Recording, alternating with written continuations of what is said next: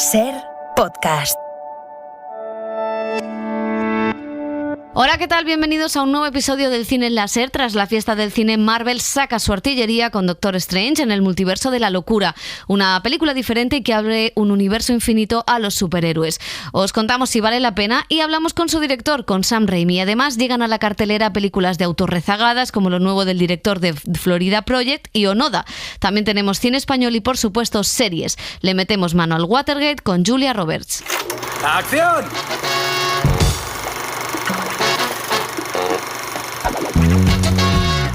El cine en la Ser con Pepa Blanes.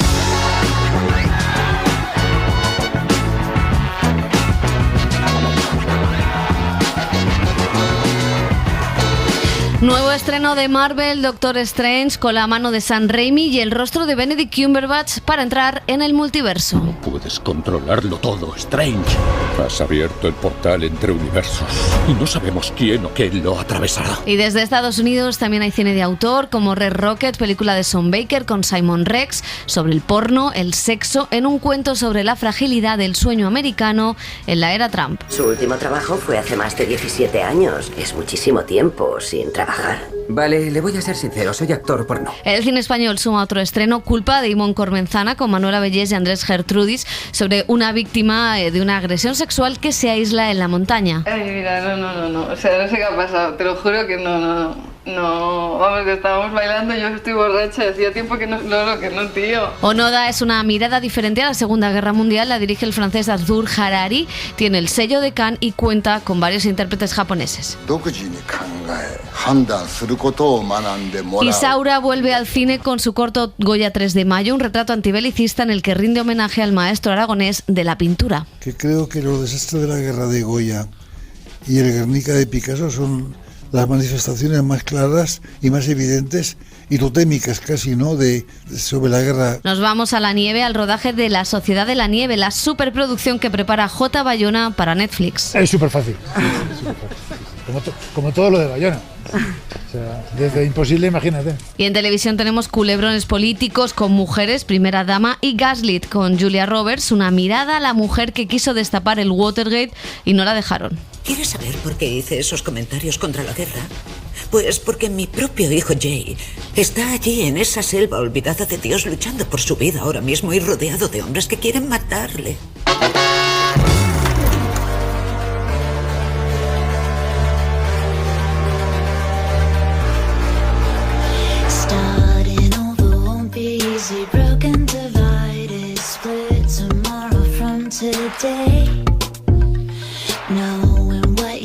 Just makes it harder to think straight. Starting over after it breaks.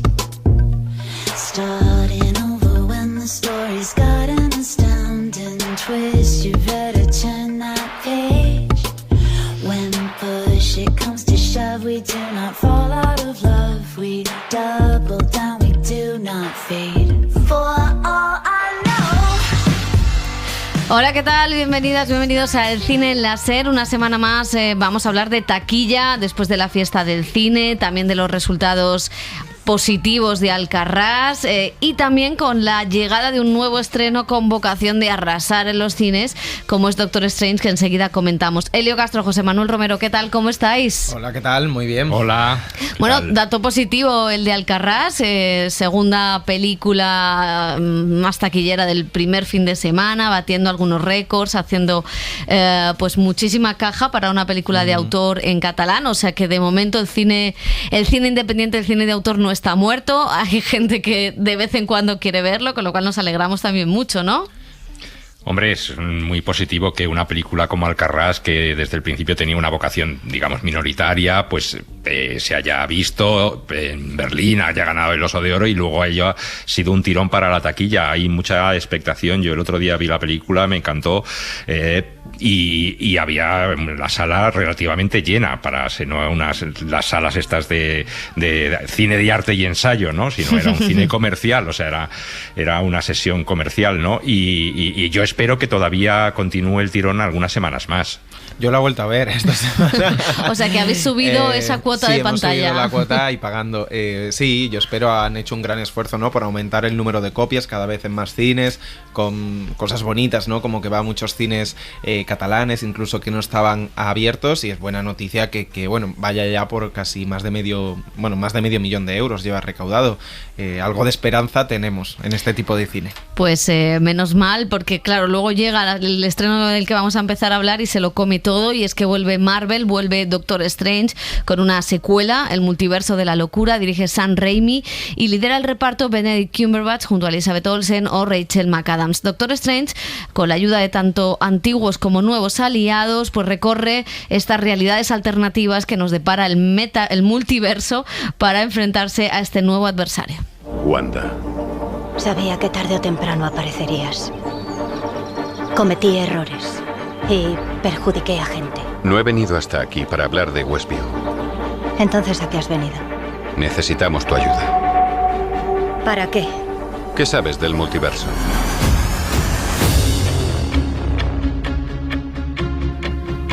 Pues con Sam Raimi, con su director, artífice de películas como la saga de Spider-Man, Premonición o Oz, ha estado hablando Laura Martínez sobre cómo lidiar con los fans de Marvel, de su universo y también el toque de terror que tiene esta entrega.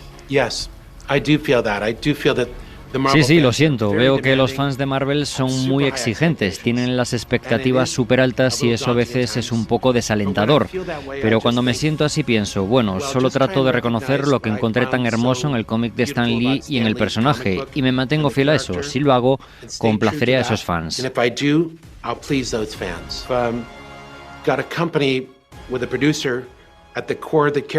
Creo que han mejorado porque tienen una empresa con un productor en el centro que se preocupa por la integridad del personaje. Ya no se trata de que un productor intente convencer a un estudio de quién es un personaje y que ese estudio se mantenga fiel a ellos.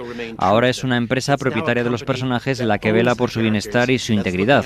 Así se ha creado una gran base de fans gracias a eso, y Marvel lucha para que los personajes sean fieles a ellos. Es una situación realmente única y probablemente temporal. Nunca antes había visto algo así. El creador, la compañía que creó los personajes, tiene la propiedad y el poder del estudio para hacer esas películas. Es bastante increíble.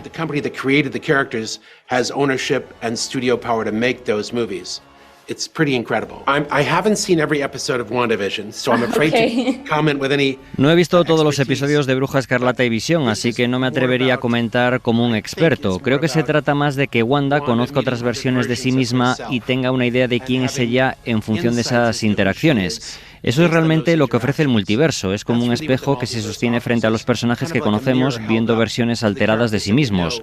Pero la película trata de tomar cosas de Bruja Escarlata y Visión y ser fiel al punto en el que la serie lo dejó.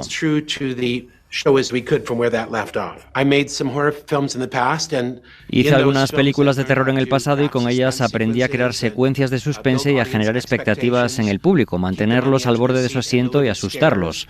Y debido a que Kevin Feige sugirió que esta sería la primera película de terror de Marvel, usé muchas de esas técnicas que aprendí y las apliqué en la creación del multiverso de la locura. Bueno, pues terror, con momentos así muy bestias, muchísimos cameos. La gente está entusiasmada con esta nueva versión de Doctor Strange. ¿Qué te ha parecido, José? Pues la verdad es que es muy entretenida y es algo diferente, que no le pido yo mucho al universo Marvel, pero al menos le pido que arriesgue o que nos ofrezca algo diferente. Se habló mucho, recordáis, con Eternals, ¿no?, de Chloe Zhao, si era algo nuevo en el universo Marvel, y no lo fue, o lo intentaba ser, pero le costaba mucho el presentar tantos personajes, y aquí yo creo que han entendido muy bien lo que tenían, lo que podían hacer y cómo han jugado sus cartas.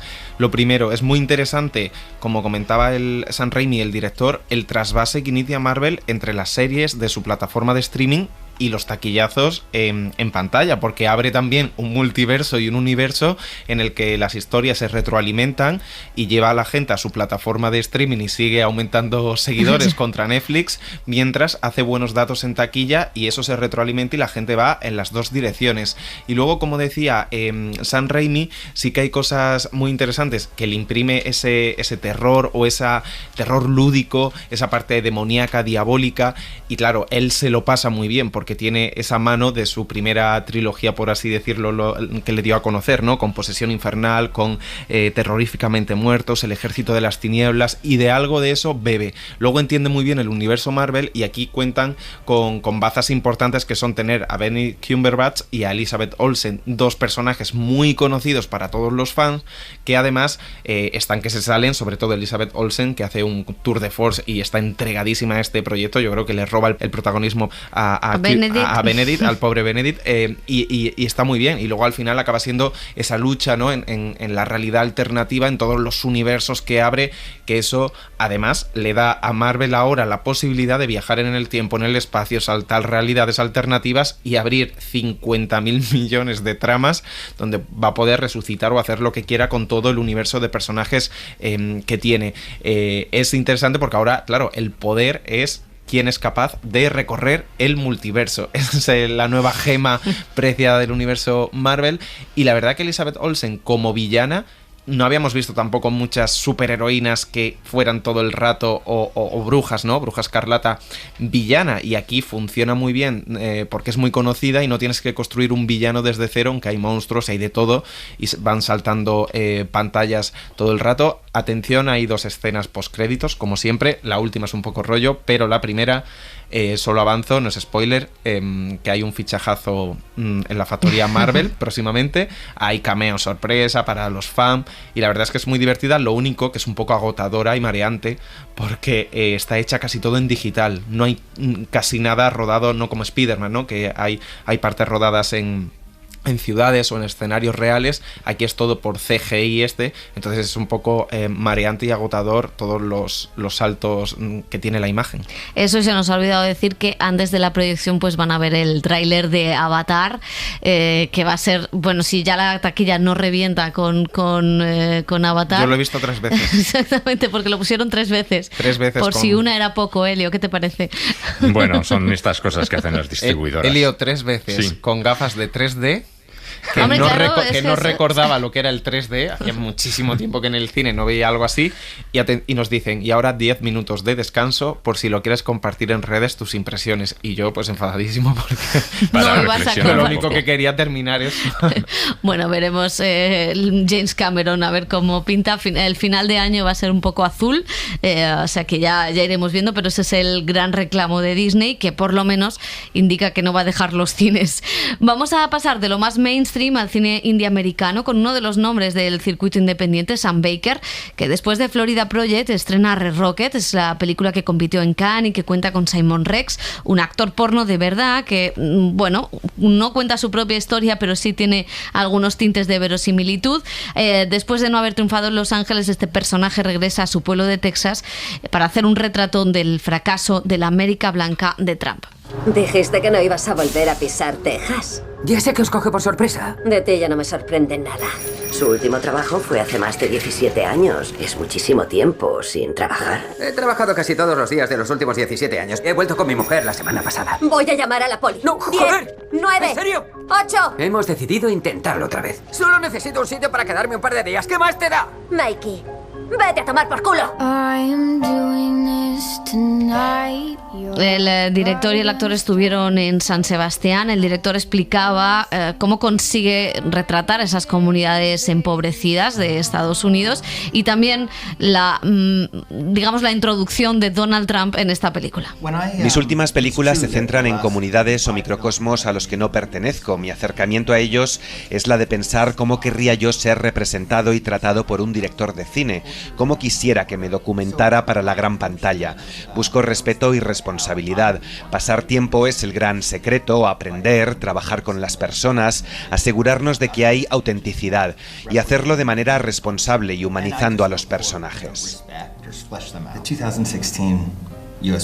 Rodamos en ese momento, en 2016, antes de las elecciones. Viendo la manera en la que la gente intervenía y hablaba de las elecciones, me fascinó bastante.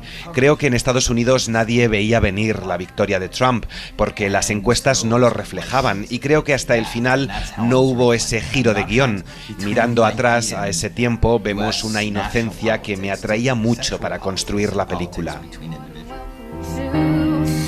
Bueno, Pues Red Rocket, la verdad es que a mí es una película que me ha gustado bastante. Me gusta mucho el cine de Sean Baker, esa mirada, digamos, con un estilo más poético que el realismo social europeo, pero que sí que mira a unas comunidades que no suelen salir o que no suelen estar en el cine americano. No suele coger actores reales. De hecho, aquí el único actor es Simon Rex, y tampoco es una gran estrella conocida. Lo hizo con William Dafoe, que bueno, es un actor bastante reconocido, pero también tiene esta cosa de actor de los márgenes.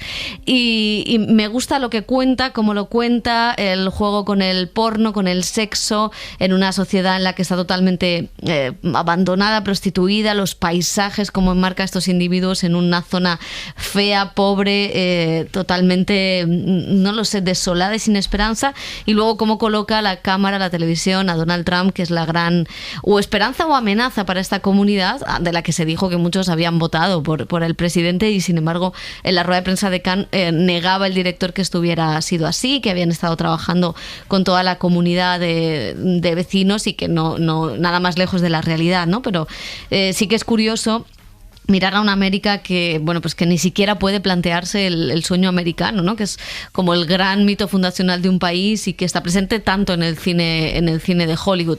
Entonces me parece que es una película que además tiene esta cosa. Quizá lo que me da miedo es que el personaje, que en el fondo es un proxeneta, pueda quedar como excesivamente carismático, ¿no? Por esta cosa que le imprime el actor. Claro. Sí, yo creo que es una película más hermanada quizá con Tangerine, su primera peli, ¿no? Que con The Florida Project, que tenía esos tonos pastel y era otro sitio, pero a mí lo que me gusta es que ha conseguido crear como una marca o un estilo visual a través de recorrer los márgenes sin juzgar a los personajes a los que se acerca, entrando en esas comunidades, como decía Pepa, y sacando historias o extrayendo historias de esas comunidades que pueden resultar pues de interés para todo el mundo. En este caso, además, lo hace mucho más que en sus dos anteriores películas, desde una comedia negra, de enredo casi aparatosa, pero con ese estilo visual de encuadrar a la gente en esos sitios tan desesperanzados y tan, vamos, paupérrimos a nivel material, ¿no? Y sí que me gusta lo que hace el actor, que la verdad que está muy bien y entra al juego en todo el rato, a la comedia, la relación con el porno, con la salida de la industria del porno, volver, la situación de la madre y la exmujer o mujer todavía de él en esa casa donde no hacen nada, solo fuman, no sabemos lo que hacen, pero a pesar de que te haces preguntas sobre la historia, todo funciona porque sí que está hilado bien a través del personaje principal, que al final lo único que quiere básicamente es captar a gente casi o a chicas para llevárselas y volver a la industria del porno mientras sobrevive teniendo una jeta impresionante. Y yo creo que es un buen Sam Baker. Lo único que temo es que al final un poco las películas, no sé si le vemos mucho las costuras a su estilo y si debería cambiar en algún momento o enfocar desde otra mirada este tipo de historias, porque es verdad que puedes decir, sí, son un poco repetitivas, sí, no son repetitivas, pero el artefacto es el mismo, ¿no? Claro. Porque es el paisaje, casi a veces un halo poético, aunque aquí lo tiene menos, pero es esa muestra de un paisaje que en el fondo, aunque sea feo, embellece, y aparte pues eso, comunidades a las que no juzga, pero que sí hay comportamientos deleznables. Sí que es cierto que claro, Florida Project fue un subidón porque, bueno, pues no sé si por la cosa de los niños, como que yo recuerdo que tuvo más incidencia en el público, más incidencia incluso en el recorrido internacional. Otra profundidad, que estas son más livianas, más comedias, pero hombre, con un pozo marginal detrás enorme y político y social, pero y luego de otra también forma. Que ya Trump no está en el poder, con lo cual la incidencia sobre la política americana, sobre el abandono de una parte de la población, como que esa fuerza política de la película se ha perdido, ¿no? Su estreno mucho tiempo más tarde. Tengo la sensación eso con muchas películas americanas que están hechas en un momento concreto con Trump en el poder y que después se quedan cojas, no porque esas comunidades no sigan sufriendo, sino porque ya la denuncia va por otros derroteros, ¿no? Pero bueno, vamos a pasar al cine español. Totalmente recomendable. Estrena Culpa, que es un drama de Ivonne Cormenzana, protagonizado por Manuela Bellés. Cuenta el proceso de superación de una mujer víctima de la violencia sexual que acaba aislándose en una montaña. Ruido en el cerebro, desierto en la boca. Estábamos en el proceso de guión compartiendo con nuestro entorno lo que estábamos haciendo, ¿no? en encuentros, y nos dimos cuenta de que era muy común, mucho más de lo que pensábamos. Muchas veces los abusos provienen de gente conocida, de tu entorno, por lo que no te atreves a contarlo por eso mismo, porque es una persona cercana a ti y no te atreves. No lo veo. Oye, en serio, te lo estoy diciendo en serio, ¿eh? Un beso. No lo vete.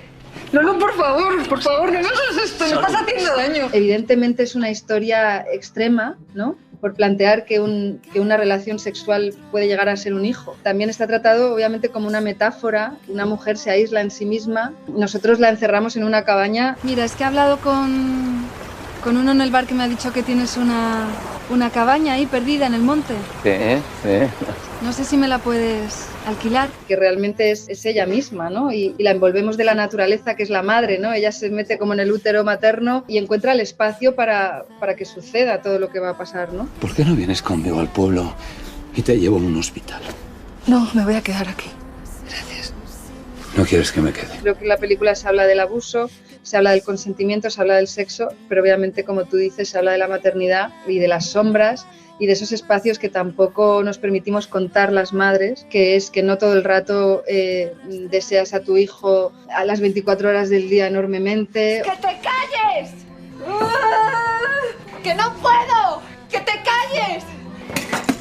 ¡No te quiero! Eso de odiarte a ti misma también por no ser esa madre deseada para un bebé, ¿no? Que es un bebé, él es puro y tú eres oscura, no sé, hay algo también ahí de saltarnos esos convencionalismos sociales que gracias a hacer una peli de esta manera nos lo hemos podido permitir, porque quizás en otro espacio es más complicado contar estas historias. Me gustaría abortar. No puedes abortar. A partir de la semana 14 es ilegal y tú ya estás en la 15, entrando en la 16. ¿De verdad que no te diste cuenta de nada? Si se te nota la tripa. Estaba embarazada, pero me encontraba perfectamente sana y fuerte. Y luego, pues claro, no olvidemos el rodaje cómo fue, porque éramos 5 personas, entre ellas mi pareja y mi hermana. O sea, éramos una familia, pues eso, yo me sentía súper acogida y acompañada. Y lo vivimos como un reto y como una aventura, vamos. Y luego también siempre yo sentía que estaba el control en nosotros, que si en algún momento había algo en lo que yo no me sentía bien o no me apetecía continuar, pues eso iba a poder ser posible, ¿no? Por lo tanto, esa confianza y esa entrega estaba todo el tiempo. Tengo que decir que las escenas de acción más duras las hizo mi hermana Juana como doble de cuerpo también, además de productora y demás cosas, también hizo esa labor. Pues del director vimos hace poco La Cima, ahora estrena esta nueva película. Elio, ¿qué te ha parecido? Bueno, es una película pequeña, es una película casi artesanal, bueno, pues está hecha casi en familia, como decía Manuela Bellés, ¿no? Y además a lo largo de muchas semanas, mientras ella y él, pues trabajaban en otra serie de cosas. A mí es una película que me gusta, es una película que habla, como hemos escuchado, de una agresión sexual y las consecuencias que tiene, cómo lo vive una mujer que además se queda embarazada fruto de esa agresión sexual, ¿no? Y luego, pues yo creo que saca recursos de lo poco que tiene, ¿no? De esa cabaña, de ese entorno natural, de esa mirada interna que tiene la mujer sobre sí misma en ese momento. O sea que yo creo que es una película pequeña de autor. Ellos mismos se animaban diciendo que a ver si el impulso que le da Alcarràs a este cine de autor y pequeño, pero me gusta que los actores, los artistas, pues tengan estas iniciativas, ¿no? De hacer este tipo de películas, ¿no? Manuela Bellés, además de cantar, que la hemos estado escuchando, que compone, que canta esa canción, pues se ha dedicado, da el vestuario, el maquillaje, en fin, ha escrito el guión junto a Ivonne Cormenzana, en fin, que yo creo que esas películas que se hacen así tan pequeñas también son muy interesantes para que el público se acerque a ellas. Totalmente, a mí me ha sorprendido, me ha gustado, me gusta la propuesta, me gusta mucho ella y me gusta que se aborden estos temas. Quizás es como que me resulta al final como demasiadas cosas, pero me parece muy interesante la reflexión por la que te lleva la película y siendo una cosa pequeñita, lo bien que saca provecho a todos los recursos. Se estrena en cine cines esta semana y luego en Filmin. Y la semana que viene en Filmin, que también las ventanas de ABBA ya están todas escacharradas. Y un estreno español más es Goya 3 de mayo, es un corto que dirige nada menos que el maestro Carlos Saura. Reconstruye la escena plasmada por el pintor aragonés en su cuadro del Prado, pero antes propone al espectador un viaje e inmersión en los horrores de la guerra. Es un retrato antibelicista, como nos contaba en Málaga. Que creo que los desastres de la guerra de Goya y el Guernica de Picasso son las manifestaciones más claras y más evidentes y totémicas casi, ¿no? Sobre la guerra en general, no solamente la guerra española, sino la guerra en general, ¿no? Y son válidas para todo. El no a la guerra es evidente, ¿no? Yo estoy en contra de todas las guerras porque la he vivido. He vivido la guerra española, ¿verdad? En la propia piel y sé lo que es eso, ¿no? Y ustedes aquí en Málaga han tenido un bombardeo terrible, ¿no? Cuando la gente se marchaba. Pues Carlos Saura en el pasado Festival de Málaga con este cortometraje. Siempre ha dicho Elio Saura que tanto Goya, pero sobre todo Goya como Buñuel han sido sus dos hombres de referencia, dos aragoneses además. Sí, y además, hablando de la guerra, uno de sus proyectos fallidos fue precisamente el Guernica, ¿no? Haciendo esa película sobre el proceso creador de Picasso del Guernica. La verdad es que Carlos Saura es un cineasta que... el mérito que tiene a sus 90 años de seguir interesado, de seguir proponiendo cosas, teniendo proyectos, no mirando hacia el pasado, sino siempre al futuro, siempre pensando en qué va a venir, ¿no? Y siempre tiene algo que decir. La verdad es que es un lujo para el cine español tener una personalidad como él. Sí, y ojo que él no descarta hacer ese Guernica. No, o sea, no. Lo veo complicado, pero no lo descarta, ojalá, la verdad, porque sería una versión maravillosa, la de Carlos Saura y Guernica y Picasso. Bueno, desde su estreno en Cannes, Onoda ha ido cogiendo carrerilla en la crítica y en los premios. Obtuvo 2 en Sevilla y varias nominaciones en los César, además de ganar Mejor Guión. Es una curiosa historia sobre la Segunda Guerra Mundial que está ambientada en Japón y Filipinas y que mezcla acción, emoción y relato histórico. Con su director, Arthur Harari, hemos hablado también.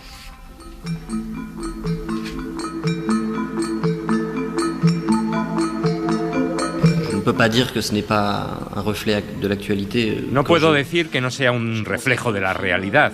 Cuando empecé a escribir la película, el término fake news no estaba tan extendido, pero escribiendo algunas escenas era consciente de que me acercaba a lo contemporáneo. Cuando estaba escribiendo las escenas, estaba tan metido en los personajes y en lo que les pasaba, que lo que estaba contando para mí era presente. J'étais un peu obsédé par les personnages et par ce qu'ils vivaient, et donc pour moi ça n'était pas du passé. Il y a des films japonais, il y en a eu. Ha habido películas japonesas sobre la guerra, pero el punto de vista que adoptan en general es complicado porque intentan evitar algunas cuestiones. Las películas occidentales también tienen tendencia a caer en ciertos clichés. Por ejemplo, las películas alemanas que hablan de la guerra están cargadas de una gran culpabilidad y siempre hay un personaje que intenta actuar de otra manera, aparecer siendo más justo. Lo que me parece interesante no es ligar esta cuestión del punto de vista a una nación en particular, sino tener un punto de vista más amplio, es decir, cómo contar una guerra. Au sens plus général du terme. Comment représenter la guerre. Ça me fait très plaisir d'entendre ça. Je suis un grand admirateur de Furio. Soy un gran admirador de la película Feliz Navidad, Mr. Lawrence. No era una referencia directa, pero era una película que sí que tenía en mi cabeza.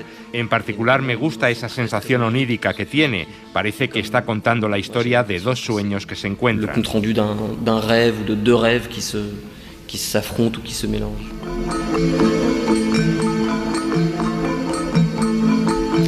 Bueno, pues, ¿qué propone Onoda sobre la Segunda Guerra Mundial, Elio? Bueno, yo me acuerdo del caso de este soldado japonés, de este oficial japonés que apareció de repente en una isla de Filipinas y parece que, o sea, que no se había rendido jamás, ¿no? Y que para él la guerra estaba en los años 70, todavía estaba ahí combatiendo en estado de alerta, ¿no? Y entonces yo creo que la película lo que refleja muy bien, además de la vida de este hombre, es cómo la guerra permanece en la cabeza de los que la han sufrido, ¿no? Cómo hay muchas personas que siguen viviendo con ideas noticias fijas y son incapaces de abrirse un poco a la realidad, ¿no? Y también tiene una conexión con las fake news. Este soldado y sus compañeros pues muchas veces ven noticias pero se niegan a admitirlas, piensan que les están engañando, ¿no? Con los periódicos o con las noticias de radio. Es muy curioso ver cómo oyen por la radio que Estados Unidos está en una nueva guerra en Vietnam y ellos la reinterpretan diciendo, entonces es que Japón está atacando por aquí y ellos te han ido los americanos, en fin, que es muy curiosa. Lo único malo de la película a mí me parece es que son 3 horas. Sí, eso es cierto. Se hace demasiada densa la película, ¿no? Pero claro, la verdad es que sí, que tiene... Y además es cierto que Japón pues ha dado muchas películas bélicas, pero o que reflejan la Segunda Guerra Mundial, pero esta es una visión también pues muy desde el punto de vista japonés, muy interno, ¿no? Pues muy interesante. Se estrena también la nueva película de Andrei Konchalovsky, El pecado. Es un retrato íntimo y personal de uno de los mayores genios de la historia del arte, de Miguel Ángel. Miguel Ángel. Santidad. Yo no tengo límite. Cada proyecto que hago va siempre más allá del límite de mis propias fuerzas. Konchalovsky, que ha sido uno de los pocos directores que no se ha posicionado con esto que está cayendo en Ucrania, ya veremos en dónde queda. Bueno, y en plataformas en Movistar ya está disponible otra cinta francesa, France. Estuvo también en Cannes, nos hizo reír por la manera en la que Bruno Dumont, su director, nos enfrentaba con la mala praxis y la superficialidad de los medios de comunicación, con el personaje que interpreta Léa Seydoux, una periodista de éxito. Monsieur le Président, on peut légitimement s'interroger sur la situation critique que traverse la société française. Ne pensez-vous pas y être sourd, voire impuissant? J'ai beaucoup de défauts et on peut toujours faire mieux. Mais je ne crois pas avoir été sourd. C'est une attaque de drone! Bueno, ahí escuchábamos a Macron porque hace un cameo no, digamos, consentido. No consentido exactamente en esta película que la verdad cuenta mucho del momento de los medios de comunicación actuales, también de la política espectáculo, y en la que ella está estupenda, es divertidísima. Hubo muchas críticas a su inclusión en la sección oficial de Cannes, pero la verdad es que fue un momentazo muy divertido ver esta comedia que se estrena, como decimos, directamente en Movistar. Y Elio, José, lo vamos a dejar aquí. Seguimos la semana que viene. Adiós. Vale, adiós.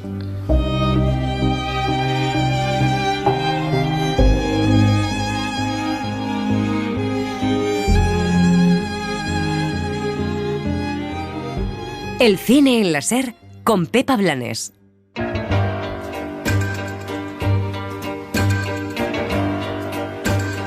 Las series.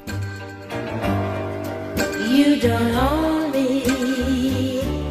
I'm not just one of your many toys.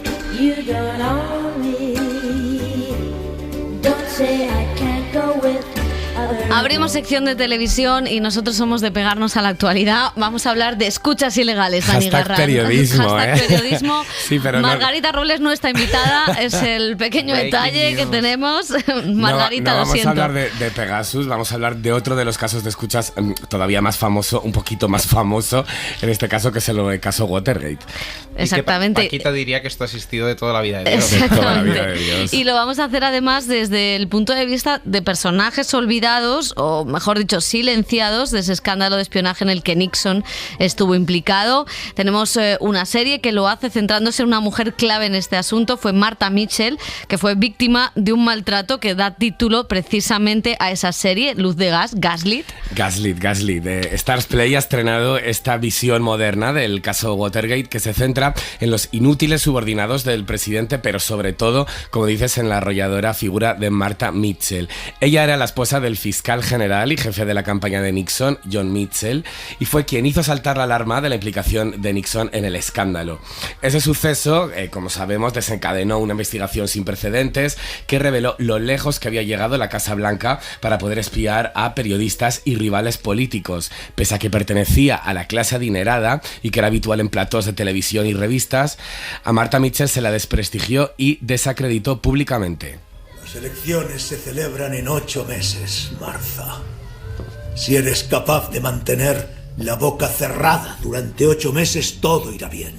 Si quieres una mujer calladita, búscate a otra o cásate con... El retrato que me hice pintar para ti, que nunca me agradeciste. ¿Quieres saber la verdad? No hay ninguna conspiración contra ti. No hay una confabulación oculta. Lo que pasa es que caes mal a la gente. Por eso no podemos volar en el Air Force One. El podcast Slow Bar, que analiza el caso Watergate con estos personajes olvidados o silenciados por la historia, es el punto de partida que Robbie Pickering, showrunner de Mr. Robot, usó para crear esta serie que hace justicia a Marta, o Martha, como la escuchamos, esta mujer tan carismática. Julia Roberts demuestra pues todo su talento interpretativo. La verdad es que está fantástica en esta serie, poniéndose en su piel, mientras que un irreconocible Sean Penn interpreta a su marido, mano derecha de Nixon. Oye, yo que Reagan pensaría que ¿por qué siendo tan encantador y noble como soy en el sur me machacó un supuesto mentiroso y farsante como Nixon? No es ningún misterio, al menos no para la población de Pine Bluff. Pusieron su fe en Nixon y a cambio ganó la presidencia para ellos, y ahora todo lo que hace se diría que es una confirmación de su fe. ¿Y qué si tuvo que revolcarse en el lodo para conseguirlo? Hasta Cristo tuvo que lavar pies sucios. ¿En serio estás comparando a Dick Nixon con Jesucristo? No. Jesucristo no pasaría de las primarias republicanas. Maravilla. Los maravillosos, ¿eh? Bueno, pues hasta ahora lo cierto es que no habíamos visto retratado este momento político en la televisión, pero sí que es cierto que el Watergate pues tiene su propia filmografía propia, ¿no? Vamos a hacer un repaso por esas películas que han retratado este escándalo con ayuda del archivo de Elio Castro.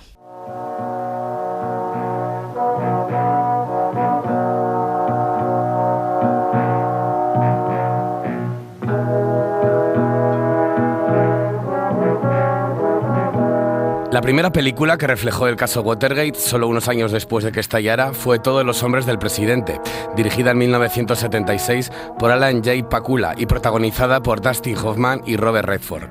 Comienza con la llamada que la policía de los vigilantes del edificio Watergate recibieron en junio de ese año. Alguien estaba dentro de una de las oficinas, la del Partido Demócrata. En principio parecía un robo sin importancia, pero dos reporteros del periódico Washington Post comenzaron a investigar. Un momento, he hablado con un abogado que conozco en Miami. Dice que 4 de los detenidos son de allí: González, Martínez, Starkis y Baker. Eso, Baker. Y además los 4 estaban metidos hasta el cuezo en la CIA. ¿Los 4? Sí, los 4, hijo. Te equivocas. Solo uno admitió que era de la CIA y la CIA lo niega. Dicen que ni siquiera lo conocen, que no los han visto nunca. Ya, pero sería de tontos pensar que con semejante equipo y tantísimo dinero, no sé, que trabajaran por su cuenta. Alguien les hizo el encarguito. No me interesa lo que imagines, me interesa únicamente lo que sabes. Y lo que no sabemos es por qué quisieron entrar en Watergate. Todos los hombres del presidente solo cuenta los primeros 7 meses del escándalo Watergate. Termina cuando Nixon es reelegido para un segundo mandato y los periodistas siguen investigando sin descanso. Redford y Hoffman fueron los actores encargados de ponerse en la piel de estos dos reporteros, que se dedicaban a la información local y que gracias a sus artículos se convirtieron en unos iconos del periodismo mundial. Barrunto que hay alguien de la Casa Blanca pringado hasta el cuello. Ya no es un simple suceso, es algo de ámbito nacional. Necesitamos un especialista en política. No les gustaría. Están todos ocupándose de las elecciones primarias. Además, ese chico pierde el culo por el asunto. Solo lleva en el periódico 9 meses, no me fío de él. Tiene ambición. Ha escrito algo que valga la pena, las guarradas de los bares. No tiene experiencia. Sacó muchos trapos sucios. Chorradas, reportajes de 3 al cuarto. Escucha, se está matando el pobre chico. Los dos. Howard, tienen hambre. ¿Te acuerdas cuando estabas así? Todos los hombres del presidente consiguió 8 nominaciones a los Oscar de 1977, pero solo ganó 4, entre ellos el de mejor guión y el de mejor actor secundario para Jason Robards, que interpretaba al director del Washington Post, Ben Bradley.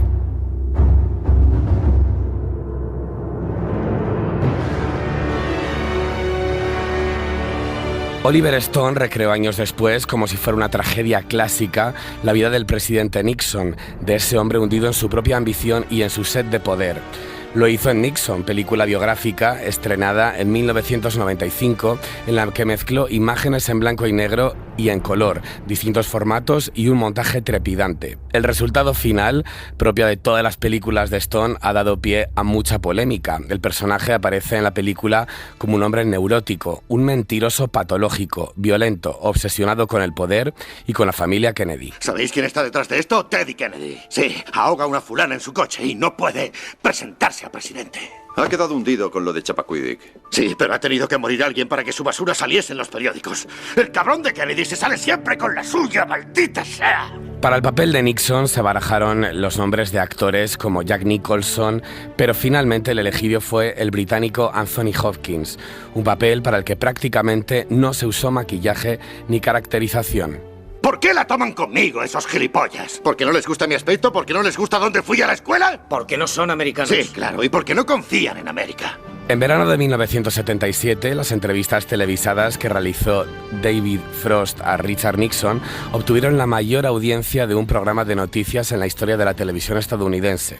Más de 45 millones de telespectadores con ganas de echar un vistazo a la mente del expresidente caído en desgracia y de oírle reconocer los abusos de poder por los que se vio obligado a dimitir. Su legendario enfrentamiento revolucionó el arte de la entrevista y cambió el aspecto de la política. El pueblo norteamericano necesita una condena, ni más ni menos. La integridad de nuestro sistema político y de la democracia como idea, sin duda alguna, depende de ello.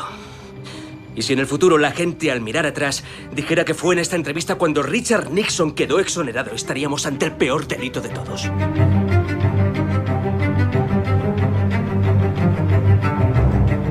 El director Rob Howard llevó a la gran pantalla la obra del dramaturgo Peter Morgan, en la que se detallaba la batalla que libraron ambos personajes.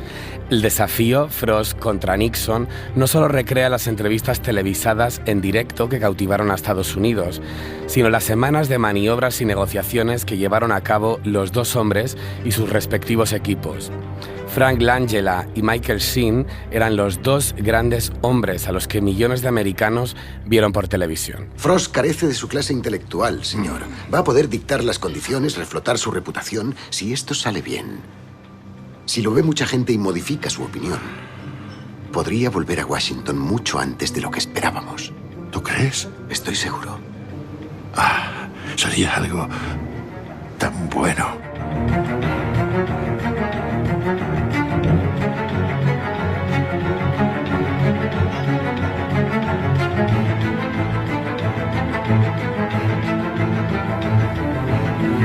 Bueno, pues Gatsby no es la única serie política que ha llegado en los últimos días a nuestras televisiones. También podemos ver un retrato de las primeras damas estadounidenses. This land is your land. This land is my land. Sí, son tres primeras damas que usaron las mismas habitaciones de la Casa Blanca, pero en épocas muy diferentes. The First Lady pone el foco en la vida de Michelle Obama, Eleanor Roosevelt y Betty Ford después de la llegada de sus respectivos maridos a la presidencia de Estados Unidos. Un viaje por estas reconocidas figuras cuyo papel institucional fue importante en muchos momentos de la historia, pero también dentro de la familia, como consejeras y madres. Ya me imagino que no será una transición fácil para nadie. Oh, claro que no. El nivel de escrutinio sobre usted o su marido. Todo el mundo va a opinar sobre su decoro, o su ropa, o cómo cría a sus hijas, o sobre si sus ideas son demasiado feministas, o si sus causas no lo son lo suficiente. Aprendí hace ya mucho tiempo que hay personas a las que no agradaré y que lo único que debo hacer es ser yo misma. Ya averiguará qué clase de primera dama quiere ser usted. Lo más llamativo de esta serie antológica son las tres actrices que interpretan a las primeras damas. Viola Davis, Michelle Pfeiffer y Gillian Anderson consiguen con irregular resultado retratar a estas mujeres que en algún momento habitaron la Casa Blanca. Susan Bier, directora reconocida y una de las guionistas de The Undoing de la serie, es productora ejecutiva y dirige toda la temporada. Bueno, y ahora sí vamos a comentar estas dos series, dos retratos femeninos. Voy a empezar yo con First Lady, por ir un poco al saco, que claro, es que la figura de la primera dama es tan machista y tan horrenda que lo que hace la serie, ya hemos visto la primera dama en el cine, lo hemos visto en El presidente y Miss Wade, que es una película de Aaron Sorkin, lo hemos visto en El ala oeste de la Casa Blanca, lo hemos visto en pues también en otras películas donde se ha retratado la Casa Blanca, incluso en aquellas donde se destruye. Y sin embargo, lo que podría proponer esta serie a día de hoy, que es una revisión de la propia figura, no está. Está una loa a esas mujeres que evidentemente han sufrido un machismo, han sufrido las consecuencias de una política, han sido personalidades importantes porque entran formando parte activa de la política, pero no hay una enmienda a la totalidad. Y me parece, aparte que me parece que están todas espantosas, o sea, me parece que es que la serie no tiene ningún tipo de interés en este momento. Supongo que en Estados Unidos sí, pero aquí no. si me hacen una serie de Ana Botella, no sé, y el resto es que no vería nada, pero ni aunque fueran primeros damos, o sea, bueno. O sea, nada. Habría que verlo. Y con respecto a Gaslit, pues no es, o sea, no es una obra maestra, pero me gusta mucho ese punto de vista de la mujer loca, que quizá no está contado para hablar del Watergate y de un caso que cambió la política americana y por ende la política mundial. Y ahí sí Julia Roberts y Sean Penn están maravillosos. Yo estoy bastante de acuerdo contigo. A mí The First Lady me parece mediocre. O sea, terminé el primer capítulo y no sé cómo lo pude hacer. Me sorprende porque con tres monstruos interpretativos y grandes actrices que están por delante, están todas fatal. Gillian Anderson me recordaba un poco a The Crown, a aquella caricatura que hizo un poco también de Margaret Thatcher, ¿no? Creo que están fatal. Creo que Michelle Obama en cualquier momento va a querellarse contra Viola Davis, porque por favor, y luego aparte de ellas, bueno, creo que la dirección también cojea un poco, los guiones están completamente inconexos, las relaciones que tienen entre ellas en los saltos temporales no vienen a cuento. Es una serie que podemos olvidar ya, vamos a correr un tupido velo con ella. Pero por otro lado está Gaslit, a mí me parece más prometedora y es verdad que llegué a ella y no conecté, pero en el segundo capítulo ya pues me pareció que fluía un poco más. Julia Roberts está increíble, además me parece que es un personaje muy potente y también muy complejo, porque ella tiene una cara frente a los periodistas o en todas las reuniones que hace con el Partido Republicano, y luego en casa es de otra manera, cómo se comporta con su marido, esa relación de poder que también se traslada a casa. Sean Penn, brutal también, debajo de todo ese maquillaje y de todas esas prótesis. Que lo hizo antes de irse a Ucrania, que dejar claro.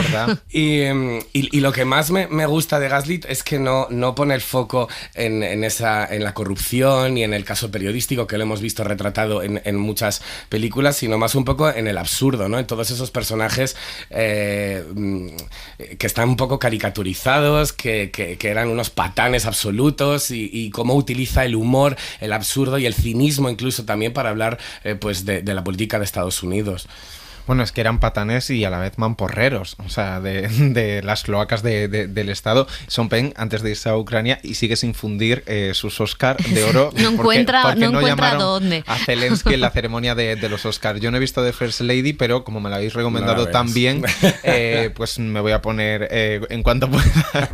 Y Gaslit, sí, a mí me gusta mucho el punto de partida, ¿no? Y la revisión, como escuchábamos, el cine ha tratado tantas veces el Watergate y es un género propio, como decía Dani, y buscar ahora en el siglo XXI una revisión desde otro punto de vista, pues claro, hay que hacerlo encontrando a nuevos personajes silenciados o olvidados para el gran público, que sí se sabía que estuvieron ahí, pero no se sabía qué hicieron con ellos o qué papel formaron o tuvieron en todo este entramado. Y me gusta mucho el juego de poder que establece la serie, porque también Martha Mitchell es un personaje que no la acompañas en todo momento, que es un personaje con unas ansias de éxito, de portadas, de comunicar, de mostrar su desacuerdo, de desafiar a la mujer de Nixon. Y creo que una de las cosas interesantes que está ahí en la serie es la fricción entre los propios republicanos, ¿no? Por la guerra de Vietnam, porque al final las madres republicanas también enviaron tenían a sus hijos claro, a la guerra de Vietnam, y cómo todo eso pues se empasta con la campaña republicana que se preparaba, con esa gente que rodea al presidente de Estados Unidos, que siempre los vemos y que son cada uno a cual más desquiciado por la política americana, o que sabe menos de las cloacas del Estado y se mete ahí directamente. Y creo que es una serie que, de lo que he visto hasta ahora, que quiero seguir viéndola, va a avanzar y promete. Por ahora me la quedo. Hasta que llegue la serie sobre Pegasus, nos quedamos con esta. Ya veremos. ¿Tú no quieres ver Primeras Damas españolas? No, Primeras Damas españolas no, quiero ver espionaje español. Sí. Exactamente, aunque ya está Mortadelo y Filemón. Bueno, vamos a dejar la política a un lado, pero vamos a seguir con historias basadas en casos reales que llegan estos días a las plataformas.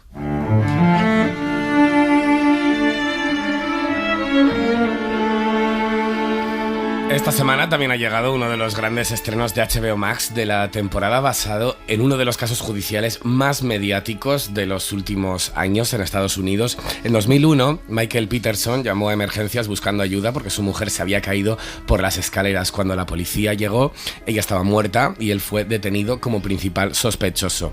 Escrita y dirigida por Antonio Campos, The Staircase es una vuelta de tuerca al true crime, convertido en este caso en ficción, valiéndose de la flexibilidad creativa para ofrecer una visión de conjunto sobre lo que ocurría dentro de las paredes de esa casa, y protagonizada por dos grandes nombres, Colin Firth y Toni Collette. I'd like to make a toast to so many better days ahead. Every day is going to be an adventure, so always stop and think. This is one of the happiest days of my life.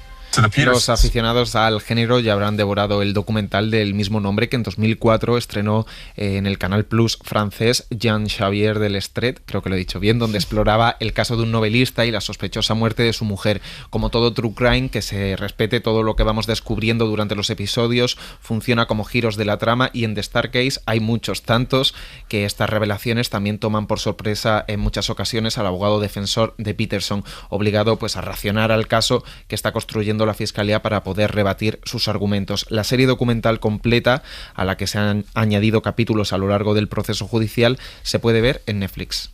¿Sabe cuántos fallos técnicos hay en las fotos? No, señor, esos son los únicos dos que he visto.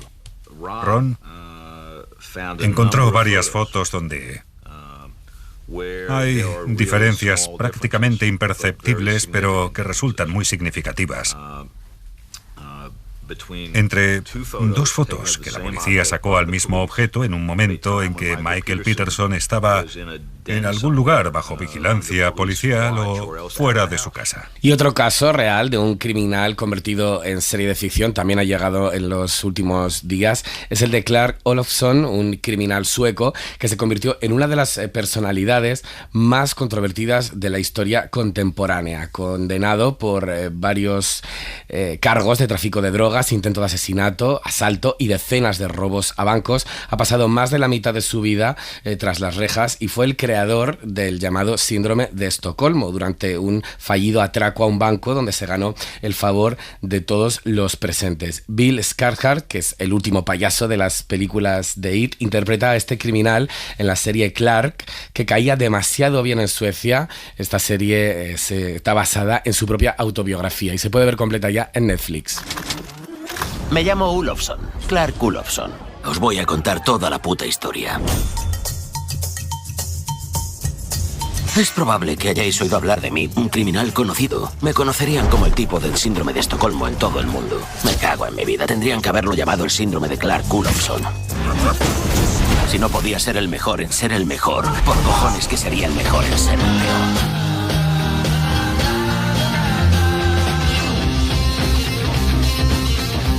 Y vamos a terminar este repaso, este maratón de series, con una adaptación de una novela que ya fue llevada al cine en la figura de Michael Caine, el excontrabandista convertido en espía británico. Harry Palmer salió de las novelas de Len Deighton, ya tiene su propia serie de televisión, Harry Palmer, el expediente Ipcress, creo que se dice así. La serie está compuesta por 6 episodios, se podrá ver semanalmente en Movistar Plus y está ambientada en plena Guerra Fría, donde los grandes poderes pues pugnan por hacerse con los secretos nucleares, donde se adentrará también y tendrán que moverse, ¿no?, sin confiar su suerte a norteamericanos ni a soviéticos. Joe Cole, uno de los hermanos de Peaky Blinders, se pone el traje de este espía. Bueno, House Martin. Negocios. Sabía que llegaríamos ahí. Ese hombre nos interesa por su relación con una persona desaparecida muy importante para la defensa y la seguridad de la nación. Ya veo de qué va esto. Mediante su contacto con House Martin, usted nos ayudará a localizar y rescatar a la persona desaparecida. ¿Y después? No le prometo la libertad. Pues ojalá lo hiciera. Primero House Martin. Pues chicos, lo vamos a dejar aquí con estas recomendaciones, con las 2 series políticas, una sí, una no, Primera Dama no, la otra sí, y con todos estos nuevos estrenos que han llegado a las plataformas. Volvemos la semana que viene, adiós. Hasta luego. Y terminamos el Cine en la SER. En la realización ha estado María Jesús Rodríguez, en la producción, redacción y redes sociales José Manuel Romero y Laura Martínez. Adiós.